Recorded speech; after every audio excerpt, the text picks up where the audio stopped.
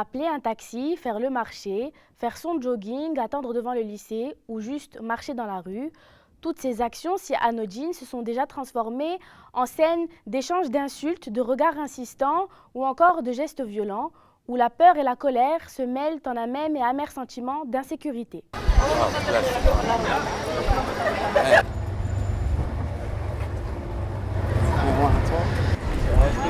Définit le harcèlement de rue comme un geste, une parole ou un écrit exprimant une conduite irrespectueuse, insistante ou encore menaçante envers une personne dans un lieu public en raison de son sexe.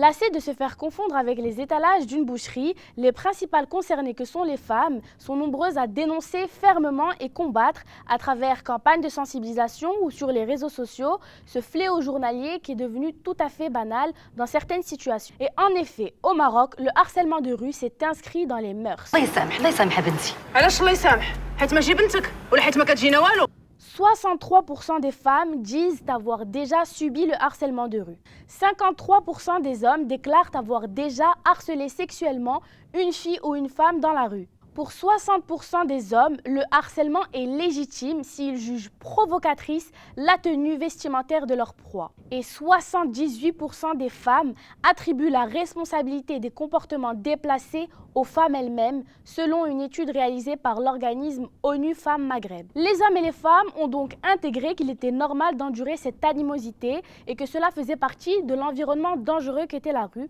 Bien sûr, c'est donc à la victime de prendre ses propres précautions. Chaque individu devrait être libre de circuler en toute sécurité dans les rues de sa ville, et ce, peu importe son accoutrement. Simple, basique. Il y eut donc une prise de conscience très tardive de cette forme de violence et il fallut attendre 2014 pour conceptualiser le harcèlement de rue au Maroc. Malgré tous les efforts fournis, le fléau persiste et les victimes se sont résignées à la passivité. Mais une question reste en suspens. Que dit la loi marocaine quant au harcèlement de rue? Après plusieurs discussions parlementaires, la loi 103/13 relative à la lutte contre les violences faites aux femmes a été approuvée et votée malgré les réticences et nombreuses critiques, la trouvant plus répressive que préventive. Aujourd'hui, nous avons une loi qui lutte contre les violences à l'égard des femmes, qui protège les femmes contre les violences. Si on peut la qualifier de loi, je dirais loi entre parenthèses. On ne peut pas ne pas s'en réjouir. L'article 503-1-1 dispose qu'est coupable de harcèlement sexuel est puni d'un emprisonnement d'1 mois à 6 mois et d'une amende de 2 000 à 10 000 dirhams ou l'une de ces peines, quiconque persiste à harceler autrui dans les cas suivants. Dans les espaces publics ou autres, par des agissements, des paroles, des gestes à caractère sexuel ou à des fins sexuelles, par des messages écrits, téléphoniques ou électroniques, des enregistrements ou des images à caractère sexuel ou à des fins sexuelles. En tant que militante associative qui a plaidé pendant des années, qui a accompagné le plaidoyer sur ce sujet, je dirais que je n'en suis pas satisfaite vraiment parce qu'il y a beaucoup d'insuffisances. Force est de constater que la loi ne prévoit de sanctions qu'aux harceleurs sexuels d'une part et d'autre part qu'il semble devoir y avoir une condition de répétition, ce qui restreint les situations où les victimes peuvent porter plainte. Un deuxième problème demeure, la preuve. En matière pénale, le régime de la preuve pose le principe selon lequel c'est au demandeur de fournir la preuve, donc à l'accusation. Or, dans le cas où une victime se fait harceler, il est difficile pour elle de prévoir de se prendre en photo ou encore de se filmer, ou bien même de disposer de témoignages.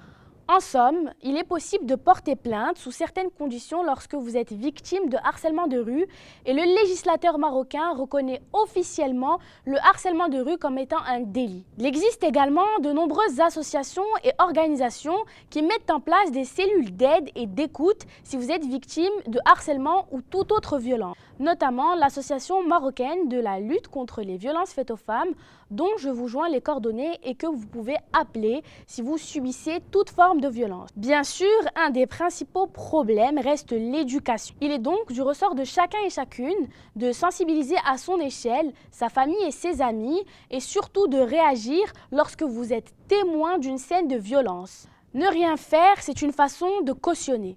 راه الحشومه هي هذه اللي كنديروا فيها قالتين كنتفرجوا في البنت كتكريسه بحال كنتفرجوا في الحلقه هاد جوج براس راه خصهم يترباو. Il y a deux pouvoirs dans le monde, l'un celui de l'épée, l'autre celui de la plume. Il en existe un encore plus fort que les deux premiers, celui des femmes. Alors imaginez celui des femmes qui veulent faire changer les choses.